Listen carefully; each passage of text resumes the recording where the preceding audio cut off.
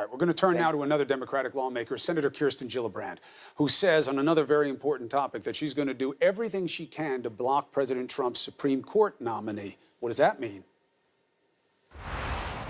Senator, thank you for joining us. Thank you, Chris. All right, you know the news. We're still finding out why this shooter killed these people and hurt more in the building where the Capitol Gazette is. We're light on details, but it does raise the issue of here's another one. Are you aware of anything on the federal level that is being done actively to deal with the issues that seem to invariably surround these shootings? We know what the states are doing, but on the federal level, is there anything to give any hope for any kind of momentum? Well, Congress is certainly broken and has done nothing to end gun crime. But I do have hope because I believe the fact that this movement has become one led by kids, led by students, that it's intersectional, so it applies to all communities, all kinds of gun violence. That momentum that's being created by these kids marching out of school, marching on Washington is making a difference. To have young women like Emma Gonzalez call BS on every excuse every Congress member has ever given her, to have a young man stand up to Marco Rubio and say, stop taking money from the NRA, that's going to change things. And for everyone, every child that is marching and speaking out, they have parents who are now going to think about this issue differently.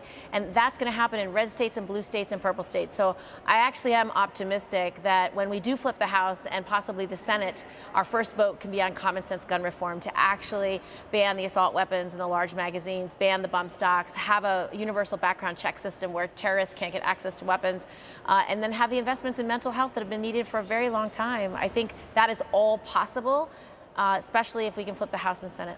All right, let's talk about the big news from yesterday, which is going to reverberate for days, weeks, and years to come. Justice Anthony Kennedy is stepping down. That means that President Trump will wind up having a big mark next to his name in the history books, not for what he says, not for any of his political policies, but he's going to put at least 2 conservative judges on this court. So, do you believe Democrats can do anything to stop a vote before the election? I do. And Democrats can stop a vote before the election if people all across America speak out and demand it and protest and march and are really active in voicing their views, because what this president has promised to do, he said he would try to overturn Roe v. Wade. He said they would do it automatically, quote unquote. He has listed 25 judges, all of whom he believes will overturn Roe v. Wade. And so women's rights are absolutely on the chopping block. Now, what you're going to hear from the right is the same thing we often hear from the left when it comes time to pick a judge, which is, I want somebody who looks at the facts and the law, that doesn't bring anything personal into it, nor partisan, and you know that whoever the nominee is going to say exactly that. And they may even say what John Roberts said when he was being put through the confirmation process of believing that Roe v. Wade is stare decisis. Would that be enough to allay your concerns? I don't think that's going to happen, Chris, because the president's told us it's not going to happen. President Trump said, I'm going to pick from this list of 25, and that my goal in any one of these justices is to overturn Roe v. Wade. He already made it very clear who he was going to choose and why he was going to choose it. So to think that you're going to have a normal process under this president who hasn't done anything normally at all, I think is not... It's not a smart bet, because the truth is he's not going to do it. He's going to pick an ultra-conservative. And nobody believed him. No one believed him. Still got the votes. He didn't get a vote from one Democrat. And I believe now that we've seen what Gorsuch has done on this court, he's already undermined women's rights. He's already undermined union rights. He's already undermined basic civil rights in this country. I don't think people are going to trust that President Trump isn't going to do what he said he was going to do. Didn't he? Are you right that he didn't get 1 vote? Didn't he get 3? Didn't he get Manchin? He got no Democratic votes. He didn't get Manchin, Heitkamp? He did not. They stood strong, and they passed it with Republican votes. Oh, I thought he got 3, by the way.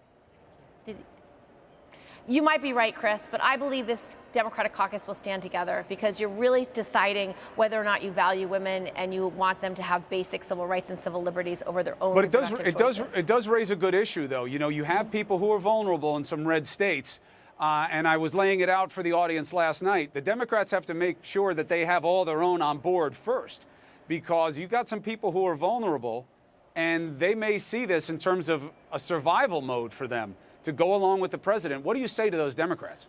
I think this is a survival issue for women. I don't know how much you know about maternal mortality, but women in America, if you are young, if you are raped, you are 12 years old and forced to bring a pregnancy to term, that creates so much problem for that patient. Whether she survives childbirth or not, I don't know. But telling women they have to carry children to full term in all circumstances, I don't think that is what this country believes in. They believe that women are smart enough and capable enough to make their own moral choices, their own reproductive choices, their own healthcare choices. And when you're trying to say that politicians in Washington and a president of the United States should make that decision for you, I think they're going to disagree. So Senator Gillibrand is banking on public sentiment. Let's talk about public sentiment in another forum, which is elections. In your home state, you just had a big development there in the congressional primary. A newcomer, 28-year-old Puerto Rican, Ocasio, won against a 10-term congressman, Joe Crowley. She had some words for you. She put out a tweet about it, if we have it for the audience. Disappointing that Gillibrand didn't even bother to talk nor consider me before endorsing. You'd think a progressive leader would at least be interested in how a no corporate money Bronx Latina triggered the first New York 14 primary in 14 years on progressive issues. What do you make of her point? She ran an amazing race, and the issues she ran on are fantastic issues. And I supported Joe because he's my friend, and because of his leadership, we passed the 9/11 health bill. So I was going to support him regardless of how great she is. But it doesn't mean I can't be excited for her election and what she's actually going to do. I think she's going to shake up Congress. I think she's going to make a difference. I think this country is yearning for young women voices, women of color's voices. She's going to make a difference, and that's good for America. It's good for New York. It's good for democracy. You know, it gets tricky. I know Crowley's your friend, but you believe in her positions, but you didn't endorse. And this is kind of what you're seeing within your party in figuring out who do you guys want to get behind. If you had to do it again, would you have backed her?